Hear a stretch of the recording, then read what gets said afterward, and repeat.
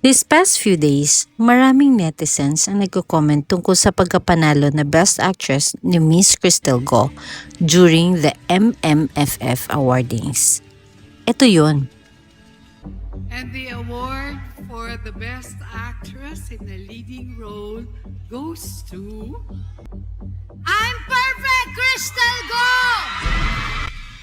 Para sa aking POV, bakit di na lang natin tanggapin ang desisyon ng mga hurado? Para sa akin, oo, magaling talaga si Miss Angelica Panganiban. Pero tingnan naman natin na lahat sila magagaling din talaga. Ang pagkakaiba nga lang, si Miss Angelica at ibang mga actress ay matagal na rin sa industriya at marami na siyang napanalo na Best Actress o kahit na namang award.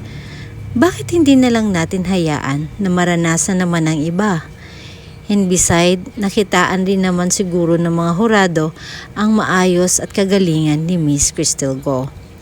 Huwag nating tingnan na dahil sa kalagayan niya, kaya siya nanalo. Sana tingnan din natin ang kaya nilang gawin. And that's my point of view.